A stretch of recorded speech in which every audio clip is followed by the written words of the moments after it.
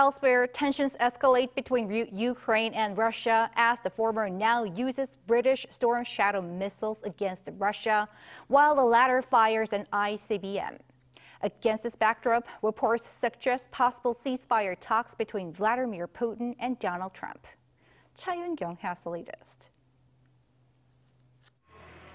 Ukraine on Wednesday local time launched the British Storm Shadow cruise missiles, which have a range in excess of 250 kilometers against targets in Russia. This comes a day after Ukraine fired U.S.-made ATACMS missiles into Russian territory for the first time after their use was this week approved by U.S. President Joe Biden.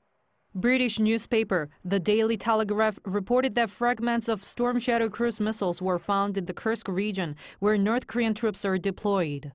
The British government has refused to comment about the use of its long-range missiles, but officials confirmed that Defense Secretary John Healey spoke to his Ukrainian counterpart Rustem Umerov on Tuesday night. Prime Minister Keir Starmer said during the recent G20 summit in Brazil that he would not be deterred from supporting Ukraine. We have stood with Ukraine from the start, and I've been doubling down in my clear message that we need to ensure that Ukraine has what is needed for as long as is needed to win this war against Putin.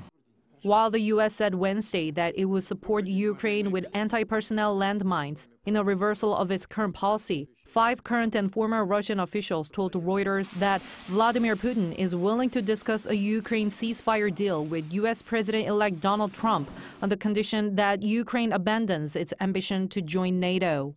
Meanwhile, Reuters also reports that Russia fired an intercontinental ballistic missile during a morning attack on Ukraine on Thursday. The Ukrainian Air Force said the ICBM was launched from Russia's southern Astrakhan region, shooting down 6 additional Kh-101 cruise missiles during the attack. Yun-kyung, Arirang News.